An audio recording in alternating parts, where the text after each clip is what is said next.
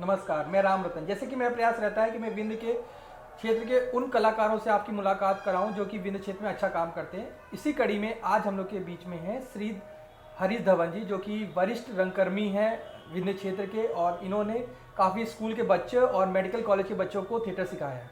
आइए जानते हैं उनके बारे में। नमस्कार सर। नमस्कार।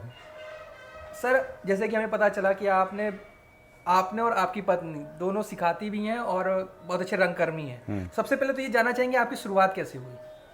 हाँ, मेरी शुरुआत ऐसा समझ लें कि कॉलेजिंग मेरी कंप्लीट हो गई थी, पर दूसरों को करते देखता था तो मुझे एक चैलेंज सा लगता था कि बहुत अच्छा नहीं कर रहा। जो एक्टिंग होती है वो इंटरनल फीलिंग्स को लेके होती है और बड़े मनोवैज्ञानिक समझ की बात होती है। तो मुझे पता नहीं क्यों एक अंदर से लगता था कि ये अच्छा नहीं कर रहा। तो रीवा में कोई ऐसा थिएटर का तब तक माहौल नहीं था कि कोई बड़ा सिद्धस्त आदमी यहाँ पे आके और कैसे एक्टिंग की जाती है, कैसे उसको पिरोया जाता है, इसकी शुरुआत तब तक नहीं हुई थी। और भाग्य से जब उसकी पहली शुरुआत जहाँ से हुई तो मैं उन जो पहले सीखने वालों का एक दल था जो शामिल था, उसमें मैं एक व्यक्ति था और वहाँ से एक शुरुआत हुई। ये 89 के आसपास की बात है। 79? नहीं, 89। 89 के बाद। तो किन के साथ हुई थी शुरुआत सर आपकी? सीताराम सोनी थे, ये विवेचना जबलपुर के थिएटर्स थे। बहुत ही शानदार थिएटरिस्ट, बहुत अच्छे उम्दा डायरेक्टर, बहुत ही बढ़िया एक्टर। उनके साथ शुरुआत हुई थी। फिर आपने कारन जी के साथ भी काम किया है? और नहीं, कारन जी के साथ नहीं किया, मैंने हबीब साहब के साथ अच्छा, किया, हबीब जी हबीब के साथ तनवीर किया। के साथ काम किया जी। ह्यूमन रिसोर्सेज मिनिस्ट्री की ओर से एपीएस यूनिवर्सिटी में वर्कशॉप थी 30 दिनी। तो उसमें उस समय बड़ा रौब था हबीब साहब का। इंटरनेशनल थिएटरिस्ट तो वो थे ही, रौब था उनकी फिल्म और जो एक सीरियल कर रहे थे वो पंकज कपूर जी के साथ, उसके कारण वो बड़े वेल नोन थे। तो एक बहुत सारे लोगों ने अप्रोच किया था कि हबीब साहब के साथ काम करने का अवसर मिले। तो उन्होंने 3 दिन तक कम से कम ऑडिशन लिया है। तो उस 3 दिन के ऑडिशन में बहुत कम लोगों का, 30 या 35 लोगों का, लड़के और लड़कियों का सिलेक्शन हुआ था। उसमें एक भाग्यशाली मैं भी था।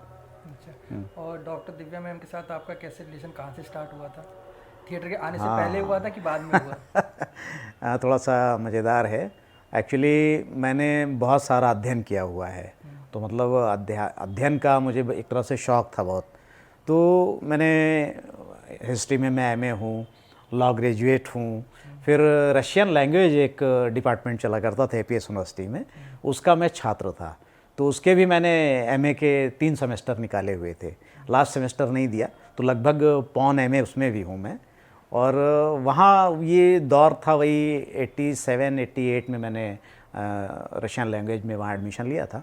तो मैं कह लीजिए उसको 92 तक था मैं स्टूडेंट वहाँ पे। तो मैं स्टूडेंट था और वो वहाँ पे टेक्निकल ऑफिसर थी। तो पर जो हम लोगों की पहचान हुई वो उस पहले एक नाटक से हुई जो 89 में किया हम लोगों ने। तो उसके बाद 89-90s की बात है। तो उसके बाद एक बात समाप्त होती है कि अपन ने नाटक किया और अपने अपने रास्ते, अपने अपने जगहों पे। हबीब साहब की जब वर्कशॉप हुई 92 की बात है ये। अर्जुन सिंह जी मानव संसाधन मंत्री थे, तो बड़े ऊर्जावान नेता थे वो विंध्य के। और उन्होंने, उनका ये एक रहता था कि संस्कृति और साहित्य में इस क्षेत्र को प्रतिनिधित्व मिलना चाहिए। तो हबीब साहब उस समय राज्यसभा सदस्य भी थे, सांसद थे। तो जैसे भी था अर्जुन सिंह ने उनको बहुत मान मुनव्वल करके यहाँ पे लेके आए और ये हुआ कि एक वर्कशॉप नाटक की होनी चाहिए। तो चूँकि वो बहुत ही ट्रेन डायरेक्टर और एक टीचिंग जो होती है ना, एबिलिटी, वो उनके अंदर भरपूर थी। तो वो उनको चुन के ले आए अर्जुन सिंह जी यहाँ पे। तो उस वर्कशॉप में यूनिवर्सिटी के जो तमाम कर्मचारी थे उनकी बड़ी टीम भी आई थी साथ में, उनका एक नया थिएटर ग्रुप जो है। तो उस टीम की भी देख रेख करना या उनकी जो भी रिक्वायरमेंट्स हैं उनको उन तक पहुंचाना, सुविधाएं देना, तो उसमें मैडम को भी ड्यूटी लगाई गई थी। तो ये उस तरह से थी। लेकिन फिर कुछ गर्ल्स नहीं हो पा रही थी उनके कैरेक्टर के लिए, तो उन्होंने जानबूझ के उनको मतलब उसमें इन्वॉल्व किया कि आप एक्टिंग में भी आइए। तो चूँकि थिएटर कर चुकी थी और जानती थी, समझती थी, तो वो भी फिर उसमें जुड़ी उस प्रोडक्शन में। 3 या 4 नाटकों के उन्होंने छोटे छोटे प्रोडक्शन किए थे। तो उसमें इत्तेफाक से मोहन राकेश का एक प्ले है बहुत बड़ा सवाल, तो उसमें उन्होंने मुझे कास्ट किया और मैडम को भी कास्ट किया। तो वो एक दूसरा सघन परिचय था। फिर ये तो पता ही था कि मैं छात्र हूँ, यूनिवर्सिटी आना जाना होता था, दुआ सलाम होती थी और वो सिलसिला आगे चला। शादी तो हम लोगों ने 95 में की। पहले आप लोगों ने प्ले पहले कर लिया था ना? हाँ हाँ, प्ले पहले करते थे, फिर साथ साथ में हाँ आपका लव हाँ हुआ, हाँ फिर हाँ हाँ, शादी? नहीं ऐसा कुछ लव जैसा मामला नहीं कह सकते, वो समझदारी का निर्णय था। हाँ, दोनों तरफ से पक्ष। वो समझदारी दिखती है, मतलब जैसे अभी एक इंटरव्यू आप मेरी बेटी का कर चुके हैं, तो वो कहीं दिखी होगी, है ना? बिल्कुल बिल्कुल। उसका ही तो फर्क था कि आपकी बेटी के को भी विरासत के रूप में एक्टिंग मिली, क्योंकि माँ बाप दोनों का ही एक्टिंग के ऊपर अच्छा हाथ है। तो अच्छा ये बताइए, जैसे कि आप दोनों साथ में काम करते थे, तो कभी ऐसा भी हुआ कि घर के भी चर्चे बीच में आ गए और लड़ाई प्रॉब्लम होने लगी हो एक्टिंग के दौरान? नहीं, ऐसा तो कुछ नहीं। बताया ना कि वो भी क्या है कि हैं तो बेसिकली इंजीनियर, इलेक्ट्रॉनिक्स इंजीनियर हैं, लेकिन साथ ही साथ अब चूंकि जब हम लोग शादी हम लोग ने कर ही ली, तो फिर उन्होंने बाद में हिंदी में एमए किया। मोहन राकेश के ऊपर पीएचडी है उनकी। तो एक साहित्यिक समझ तो मैच्योर लेवल पे हुई ना। तो ये जो चीज़ें होती हैं थोड़ी, तो इसमें बहुत नहीं है। जैसे मैं इसी हॉल में जहाँ पे आप मेरा इंटरव्यू ले रहे हैं, ये मेरा 22x15 का हॉल है, तो इसी को फिर मैं रिहर्सल प्लेस बना दिया करता था। तो थोड़ा तो होता था कि उनको ऑफिस के लिए लेट हो रही हैं, उसी हॉल से निकलता हुआ रास्ता किचन की ओर है, तो थोड़ी सी समस्याएं तो होती थी। तो वो कहती थी तुम रिहर्सल कहीं और नहीं कर सकते। तो इस तरह की छोटी मोटी बातें, लेकिन फिर वो आके पूरा सपोर्ट भी करती थी कि ये नाटक तैयार हो रहा है तो इसमें कॉस्ट्यूम क्या होगी, तो मेकअप भी करवा रही हैं। तो फिर बल्कि मैं कहता था कि नहीं, तुम ऑफिस के लिए लेट हो रही हो, तुम अब कॉस्ट्यूम क्यों सोच रही हो, चलो जाओ। तो ये इस तरह का तो मज़ेदार नोक झोंक होती थी, ऐसा कुछ विवाद जैसा। आप लोगों ने कौन कौन से प्ले साथ में किए शादी के बाद? हाँ, शादी के बाद कई प्ले किए साथ में। अब जैसे कई तो ऐसा नहीं रहता था। मैं बेसिकली जो मेरा उद्देश्य होता है और ध्येय भी, कि मैं जनरेशन को सिखाऊं एक्टिंग। तो मुझे लगता है कि मुझ में टीचर ज़्यादा घुसा हुआ है, तो मैं सिखाने के उसमें ज़्यादा आता था। तो वो तो ऑलरेडी थोड़ा बहुत तो सीखी हुई थी, तो कुछ उनको तो मेरी कोशिश रहती थी कि मैं उनको किसी प्ले में कास्ट ना करूं। लेकिन कई बार क्या होता है कि मजबूरी, कोई लड़की का कैरेक्टर, महिला का कैरेक्टर है, वो नहीं है, बीमार है, या कोई और प्रॉब्लम है, घर से मना कर दिया जाए। थिएटर को लेके पता नहीं क्यों अभी उतनी अवेयरनेस है नहीं अपने रीजन में जितनी होनी चाहिए। डांस वांस में पेरेंट्स ज़्यादा भेजने के लिए उतावले रहते हैं, थिएटर में पता नहीं क्यों। जबकि मैं मानता हूँ कि बहुत इंटेलेक्चुअल फील्ड है और मैच्योरिटी आती है हर लेवल पे। बिल्कुल ज़रूरी नहीं है कि आप थिएटर में हैं तो आप एक्टिंग के लिए मुंबई जैसी जगहों के लिए रुख करें। आप किसी भी फील्ड में हैं, मैं दर्शकों से ये बात कह रहा हूँ कि आप किसी भी फील्ड में हैं, आपको वे ऑफ प्रेजेंटेशन या अपनी फील्ड का अपनी बात को प्रस्तुत करने का जो तरीका है वो शानदार ढंग से थिएटर सिखाता है।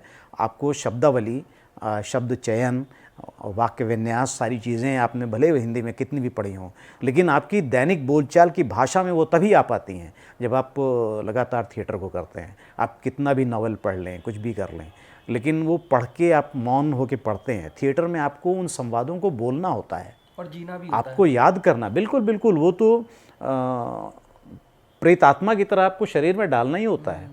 हाँ, तो ये चीज़ है, ये तो बिल्कुल आपको दूसरी काया में एक आत्मा घुसेड़ के, हाँ बिल्कुल परकाया प्रवेश, और आपको वो जाके और उसकी सारी फीलिंग्स, उस मनोविज्ञान में आपको आना होता है। ये एक्टिंग तो आसान काम नहीं है। वो पुराने ज़माने में अपने भारतीय योग में एक साधना हुआ करती थी जिसमें ऋषि मुनि प्राण त्याग के और शरीर को निष्प्राण कर लिया करते थे, इतनी साधना होती थी। तो मैं समझता हूँ कहीं ना कहीं कि थिएटर में उस साधना का कुछ मूल अंश तो है कि आप अपनी आत्मा निकाल के और किसी एक उसमें प्रवेश करना जाने, भले चाहे हमारा यही शरीर है। हाँ बिल्कुल बिल्कुल, तो हम इसको निकाल दें, उसको ले आ लें इसी काया में। तो ये चीज़ जो है थिएटर सिखाता है। और आप जब पब्लिक को फेस कर रहे होते हैं अपने प्रोफेशन में, है ना, तो आप वहाँ भी अगर उस चीज़ के प्रोफेशन के अकॉर्डिंग आप काम करते हैं तो बहुत शानदार काम होता है, अन्य लोगों से अलग काम होता है, और वो काम आपको दूसरों से अलग लेवल का ले जाता है। सर आपने बहुत सारे स्कूलों में प्ले सिखाया है, एमबीबीएस के स्टूडेंट्स को प्ले सिखाया है, तो उसमें क्या अंतर आपको महसूस हुआ है? एक आम बच्चों के ऊपर प्ले सिखाना और मेडिकल के स्टूडेंट्स को प्ले सिखाना, इनमें कुछ अंतर आपको महसूस हुआ? नहीं, अंतर तो डेफिनेटली होता है। मुझे मज़ा आता है, मुझे तो बच्चों के साथ काम करने का अलग, मतलब मैं उसको मज़े में लूँ। तो जैसे आप कह सकते हैं ना कि व्यंजनों का मज़ा, मौसमों का मज़ा, गर्मी का भी मज़ा है, ठंड का भी मज़ा है, बारिश का मज़ा नहीं है, बहुत मज़ा है ना। भीगने का जो मज़ा है, जो हरियाली का मज़ा है, नेचर की जो खूबसूरती है। तो जो छोटे बच्चे होते हैं वो बड़े चंचल होते हैं, उनके साथ काम करने में दूसरे तरह की चीज़ें मज़ेदार आती हैं। उनकी उस चंचलता में मेरे काम की भी चीज़ें निकल आती हैं कि अरे वाह, ऐसा ऐसा हो सकता है ना। इस बात का जवाब यूँ दिया जा सकता है, नाराज़ होकर दिया जा सकता है, रूठ के दिया जा सकता है, अरे वाह अद्भुत। तो वो चीज़ें मेरे लिए भी सीखने की होती हैं, तो वो अनजाने मुझे सिखा रहे होते हैं, है ना। जो कॉलेज के बच्चे, मैंने एजी कॉलेज के बच्चों को पिछले 3 साल से तैयार किया है, उनका अलग यूथ फेस्टिवल होता है। तो जो ये टेक्निकल फील्ड के बच्चे होते हैं, मेडिकल लाइन के, एजी कॉलेज के, ये इतने कम्पिटिटिव एग्ज़ाम फेस करके आए होते हैं, इतने मैच्योर हो चुके होते हैं, इतने पिस चुके होते हैं कैरियर को लेके, कि इतना इनके लाइफ में वैसे ही ऑलरेडी ये लोग संघर्ष करके ही तो आते हैं। तो एक तो क्या होता है कि निश्चित नो डाउट इसमें कि ब्रिलियंट होते हैं तभी इन इतने कड़े एग्ज़ाम फेस करके और अब आते हैं। दिनों दिन, डे बाई डे, मतलब हिंदुस्तान में तो कंपटीशन एडमिशन्स को लेकर बढ़ते चले जा रहे हैं। तो कट ऑफ जो इनके यहाँ एक शब्द इस्तेमाल होता है वो ऊंचा ही निकलता चला जा रहा है। तो मुझे हैरत होती है कि इतनी तैयारी, तो इसमें कोई शक नहीं कि इंटेलिजेंट होते हैं, मेमोरी होती है, तब इतनी मोटी मोटी किताबें और उनके सारे फार्मूलेज याद करते हैं। तो वो एक फ़ायदा मिलता है कि उनको संवाद बहुत जल्दी याद होते हैं। और नाटक में साथ क्या होता है कि आपको फिल्मों से एक अंतर होता है कि आपको ये नहीं कि एक लाइन की आपने ये स्क्रिप्ट पर नज़र डाली और जाके कैमरे के सामने एक्सप्रेशन दे दिया, बोल दिया, या आपका कोई डायलॉग मिस हुआ तो वो एडिटिंग टेबल पे गया तो बाद में आपने उसको एडिट करवा लिया या फिर से उसकी डबिंग हो गई, है ना। नाटक में डबिंग का जैसा तो कोई चांस ही नहीं है ना। हाँ, तो इसलिए हमको बार बार रिहर्स। तो सबसे मुश्किल क्या होती है कि जितनी जल्दी संवाद याद होते हैं उतनी जल्दी आप करेक्टर में घुसते हो, जितनी जल्दी आप करेक्टर में घुसते हो उतनी जल्दी आप उसमें उसकी जो मनोविज्ञान है उसके एक्सप्रेशन दे पाते हो। तो वो चीज़ें, तो डायरेक्टर के लिए सबसे बड़ी समस्या ये होती है कि भाई संवाद याद करो। अभी तुम्हें संवाद ही याद नहीं है, तुमको ब्लॉकिंग क्या बताऊँ, है ना, तुम्हें एक्ट क्या बताऊँ, जेस्चर पोस्चर कैसे करोगे तुम, कैसे बताऊँ मैं तुम्हें, है ना।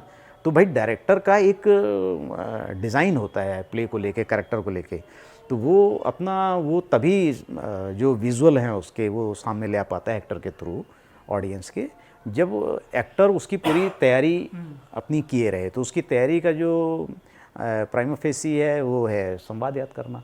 तो संवाद जितनी जल्दी याद होंगे दूसरी चीज़ें डेवलप होंगी, है ना। तो ऐसा है। सर आपकी बेटी है वो डॉक्टर है और आपने उसे थिएटर भी सिखाया है, तो ऐसा कभी नहीं हुआ कि वो कह रही हो कि मेरे को डॉक्टर बनना था, आपने थिएटर क्यों सिखा दिया?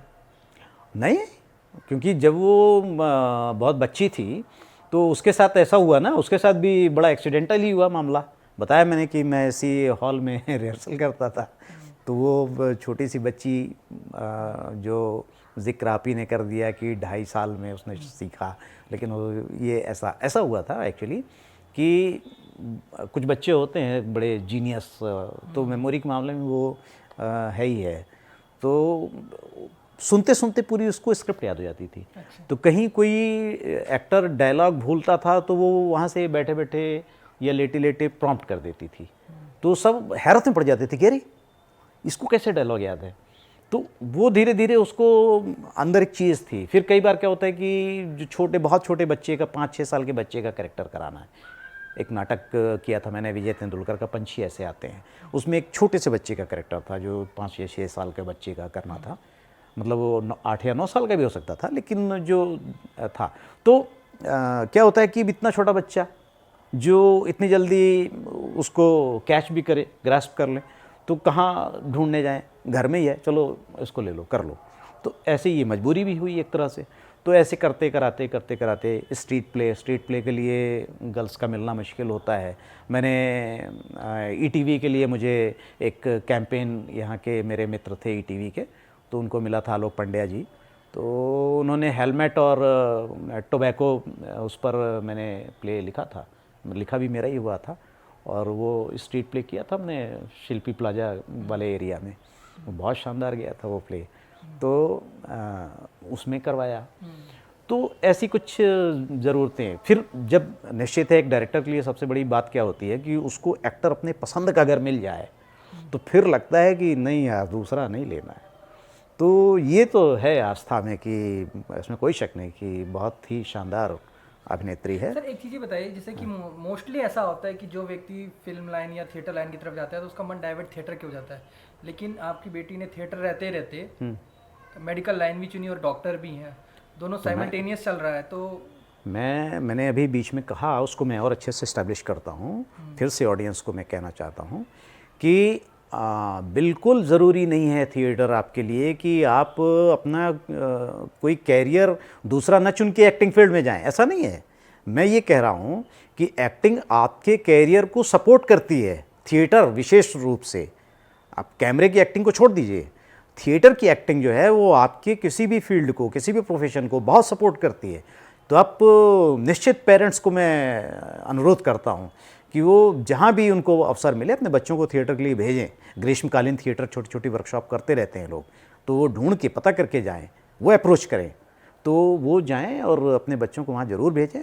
और पर्सनैलिटी, हाँ बिल्कुल बिल्कुल, कोई शक नहीं इसमें, है ना। और आपने आस्था के माध्यम से उदाहरण देख भी लिया है कि पर्सनैलिटी डेवलपमेंट का कितना बड़ा फायदा उनको हाँ, फील्ड में भी हुआ है। हाँ, तो बिल्कुल मेरा उसको हमेशा बचपन से यही कहना था कि जो भाग्य में होगा, जो आप प्रयास करोगे वो आप बनोगे, लेकिन आपका एजुकेशन भी स्ट्रांग होना चाहिए। थिएटरिस्ट अच्छा तभी होता है जब उसका एजुकेशनल भी बैकग्राउंड बहुत शानदार हो। क्योंकि बताया मैंने कि मेरी दृष्टि में, मैं दूसरों की और की बात नहीं करता, मेरी दृष्टि में थिएटर का जो एक्टर होता है वो बहुत बड़ा मनोवैज्ञानिक होता है। जी। वो जब तक मनोविज्ञान को नहीं समझेगा तब तक वो अच्छा काम नहीं कर सकता। तरह तरह के, बेसिकली आप अगर थोड़े से कॉमिक फेस के हो या थोड़ा सा आप कॉमिक करने की वॉइस है आपकी, आप वॉइस बना के और कॉमिक फेस आपको दिया हुआ है भगवान ने, तो आप थोड़ी सी कॉमेडी कर लोगे, है ना।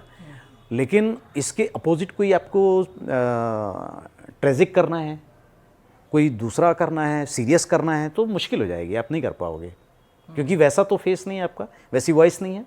लेकिन अगर आपने प्रॉपरली थिएटर को समझा हुआ है, सीखा हुआ है, तो वो काम भी आप कर लोगे।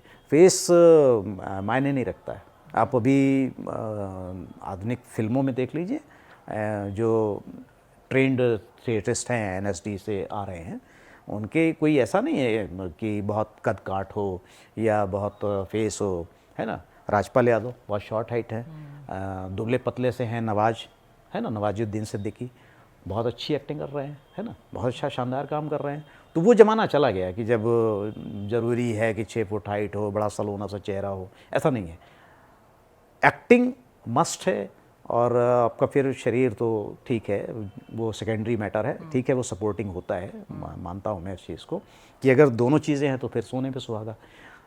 अमरीश पुरी साहब, है ना, उसके उदाहरण हैं, अच्छी हाइट पर्सनालिटी के आदमी थे, तो वो है। लेकिन आप हर तरह के कैरेक्टर कर सकते हो। आप उनको, आप देखिए कि उन्होंने कितने कैरेक्टर रोल प्ले किए हैं, कितने उन्होंने नेगेटिव एक्ट किया है, हर जगह वो बहुत शानदार लगे, है ना। कॉमेडी भी की है उन्होंने जी, है ना। चाहे एक गाने में उनका मुझको राणा जी माफ़ करना गलती मारे से हो गई, जिसमें वो ऐसे ऐसे करके करते, क्या शानदार काम किया है। तो मेरे कहने का मतलब ये कि फिर आपका फेस और पर्सनालिटी सेकेंडरी हो जाता है। सबसे पहली चीज़ है आपको प्रॉपर एक्टिंग बननी चाहिए। आप समझो कि ये एक्टिंग क्या है ना। साइंस है बिल्कुल, तो जितना कठिन साइंस है उतनी ही कठिन एक्टिंग है, सरल कहीं नहीं है। रियाज की ज़रूरत है, आप रियाज करिए लगातार, वॉइस पे काम करिए, एक्सप्रेशंस पे काम करिए। सर आप थिएटर के अलावा रिटर्न वर्क भी करते हैं, मतलब कुछ राइटिंग भी करते हैं। हाँ, तो उसके बारे में थोड़ा बताइए, आपने क्या क्या लेख अभी तक लिखे हैं? हमने नाटक लिखे हैं, और क्या होता है कि जैसे बहुत सारे, मैंने पिछले काफ़ी वर्षों में स्कूल के बच्चों के लिए मुझे, चूँकि एजुकेशन डिपार्टमेंट के यहाँ रीवा के बहुत सारे लोग जानते हैं, तो साइंस ड्रामा एक विधा है जो करवाती है गवर्नमेंट ऑफ इंडिया की ओर से, होता है वो नेहरू साइंस सेंटर के थ्रू। तो ये नेशनल लेवल तक होता है। तो इसमें मुझे स्कूल वालों ने अप्रोच किया और मैंने किया। तो 2012 में मुझे पहली बार अप्रोच किया गया था। तो ऐसे ही यूं ही होते होते होते होते वो बॉम्बे ले जाके वो नेशनल विनिंग प्ले हुआ मेरा। वो फिर वो किताब भी पब्लिश कराई, क्योंकि इस तरह से साइंस फिक्शंस पे या उस तरह के ड्रामे आपको पब्लिश्ड नहीं मिलेंगे बिल्कुल। तो वो डेवलप इम्प्रूव किया है मैंने। तो वो फिर जब मैंने ही देखा कि अरे ये तो बहुत अच्छी फॉर्म में आ गया, दूसरे के लिए फ़ायदे का हो सकता है, कोई और करना चाहे, तो फिर मैंने उसको थोड़ा सा प्रयास किया तो पब्लिश हुआ। तो इस तरह से मेरे 2 साइंस ड्रामा, गोवा के एक स्कूल को तब उन्होंने मेरा प्ले देखा था, वो आया था एजेडे एलमेडिया हाई स्कूल नाम से, गोवा में एक स्कूल है। तो उन्होंने फिर मुझे नेक्स्ट टाइम अप्रोच किया। तो मुझे एक तरह से फ़ीस पे करके मेरा एक प्ले लिया हिंदी में, जबकि वहाँ कोंकणी चलती है। तो बहुत शानदार कोंकणी टोन में उन्होंने हिंदी बोली और थोड़ी क्लिष्ट हिंदी थी। एक बच्चे के तो बड़ा मज़ेदार इंसिडेंट था, उसका अहमदाबाद में नेशनल था। तो एक बच्चे के पेरेंट सिर्फ ये देखने आए थे, प्लेन से आए थे वो निश्चित काफ़ी टिकट खर्च की होगी उन्होंने, कि मुंशी प्रेमचंद टाइप का कोई राइटर है क्या। तो जब उन्होंने मुझे टी शर्ट और जीन्स में देखा तो उनको विश्वास नहीं हो रहा था कि ये राइटर, इस प्ले के राइटर यही है क्या। तो उनको ठोक ठोक के बैठाया गया कि नहीं यही राइटर हैं। तो फिर उन्होंने बातचीत दिखी, फिर उनको यकीन हुआ कि नहीं ये राइटर हैं।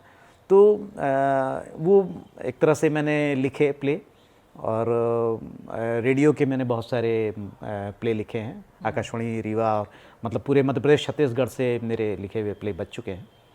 तो रेडियो के लिए मैंने प्ले लिखे हैं, उनका टेक्सचर अलग होता है, उनकी स्टाइल अलग होती है। और सटायर भी लिखे हैं मैंने, बहुत सारे व्यंग्य हैं मेरे अभी, हालांकि उनकी किताब ज़रूर अवेटिंग है पब्लिश होने के लिए। और कुछ एक कहानियाँ भी लिखी हैं। बघेली पे मैंने नाटक लिखे हैं। अच्छा। हाँ, पब्लिश हैं वो। कौन कौन सी सर? छाउर है और एक पे भी काम कर रहा हूँ, मतलब हालांकि वो एक मैगज़ीन में आ चुका है, लेकिन मैं उसको थोड़ा बड़े प्लेटफॉर्म पे और ज़्यादा सुगठित रूप से करने के मूड में हूँ, बसामान मामा के ऊपर। अच्छा। तो हाँ, हालांकि उस पर और भी लोगों ने काम किया है, छाउर पे भी और लोगों ने काम किया है। मेरा अपना स्टाइल है जो मैं अपने स्टाइल से काम कर रहा हूँ।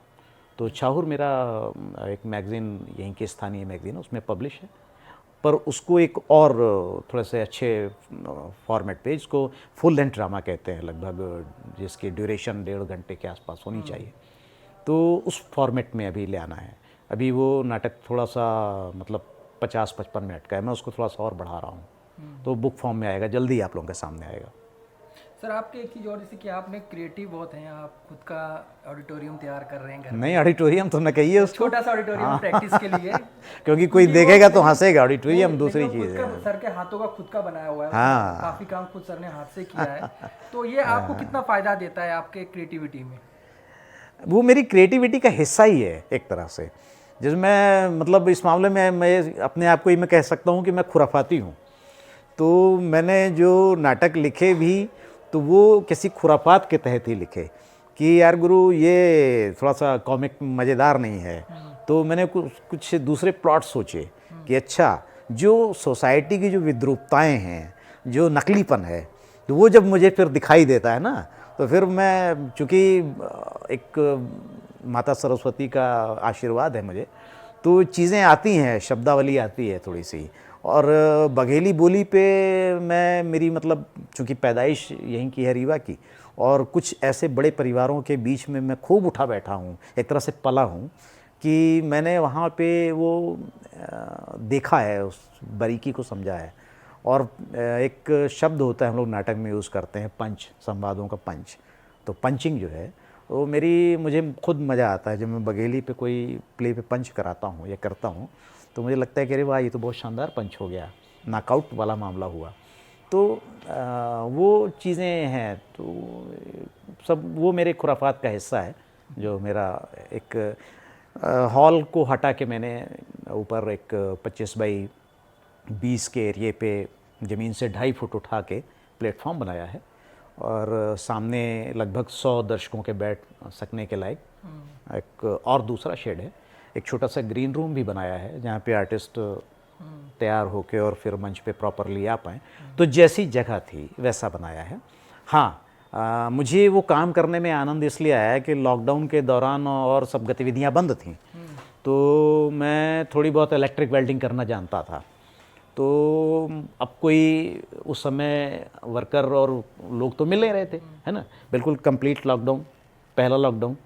तो कुछ पाइप मेरे पास पड़े थे, कुछ मैंने लोगों से जुगाड़ लिए, तो वो मुझे गाहे बगाहे मिलते रहे। तो मैंने पूरा टीन शेड और पाइप पे खड़ा करके एक बना डाला है। तो आप उसको होम थिएटर कह सकते हैं। होम थिएटर आप बिल्कुल बिल्कुल वो है। आप प्रैक्टिस करवाएंगे। हाँ। अच्छा सर, ये बोलना चाहेंगे जैसे आप प्रैक्टिस मतलब लोगों को वर्कशॉप वगैरह कराते हैं, तो आप कहाँ कहाँ पे वर्कशॉप करते हैं और कोई आपसे जुड़ना चाहे तो वो कैसे जुड़े? वर्कशॉप तो देखिए, मैं मतलब मेरी कोशिश रहती है कि मैं अपने ही, क्योंकि रिहर्सल प्लेस रीवा में आपको राज कपूर ऑडिटोरियम ज़रूर मिल गया है, तो एक तो वो बहुत ज़्यादा बड़ा है और वो प्राइवेट बॉडी के पास है, तो वो शो के लिए तो मिल जाता है हम लोगों को, स्थानीय हमारे विधायक और मंत्री जी के उससे अप्रोच से। लेकिन बाकी रिहर्सल के लिए तो पॉसिबल नहीं है ना, रोज़ रोज़ वो भी हॉल दे पाएंगे। तो रिहर्सल प्लेस रीवा में वो भी होना चाहिए भाई। आप एक एक महीने की रिहर्सल कर रहे हो तो आपको उस तरह से चीज़ें तो मिलें जहाँ पे आप रिहर्सल कर सको, दरी हो, पंखे हो, है ना, एक प्लेस हो, कोई आके तमाशबीनों की तरह खड़ा ना हो, अपना एक एकाग्रता से एक काम कर सके। तो रिहर्सल प्लेस की बड़ी समस्या हो रही थी। तो वो रिहर्सल प्लेस मैं पहले यहाँ यूज़ करता था और अब इसी की छत पे एरिया को बढ़ा के कर लिया है मैंने। तो वही रिहर्सल प्लेस को ऐसा मान लीजिए कि कभी अपन छोटा मोटा वहाँ पे तो आपके वर्कशॉप कर आने सकते समय हैं। में कुछ चलने वाले वर्कशॉप? ग्रीष्मकालीन तो करता हूँ मैं। अच्छा, हाँ, ग्रीष्मकालीन करता हूँ। इसके अलावा जैसे जो कॉलेज अपने फंक्शन या यूथ फेस्टिवल करता है, यूनिवर्सिटी करता है, मैंने एजी कॉलेज को बताया, एजी कॉलेज की यूनिवर्सिटी जबलपुर में है, जवाहरलाल नेहरू विश्वविद्यालय है ना, तो उनके अपने जो 10 या 11 कॉलेज हैं उनकी एजी यूनिवर्सिटी के अंदर, तो उनका अपना एक फेस्ट अलग से होता है। तो उस फेस्ट में मुझे पिछले कुछ सालों से अप्रोच किया गया, तो वहाँ जाके मैं, तो उनका अपना एक बहुत ही बढ़िया ऑडिटोरियम है एजी कॉलेज का, तो वहाँ रिहर्सल करा देता हूँ। तो ऐसा कुछ नहीं है कि मैं रिहर्सल कहीं और नहीं कराने जाऊँगा, ऐसा कोई मेरा। सर आपकी कोई संस्था भी है? हाँ, मैंने संस्था ज़रूर कोई है, पर मैंने रजिस्टर्ड नहीं कराई, तो इसलिए कोई उसका मतलब नहीं है। ऐसा कोई प्लान चल रहा है आगे?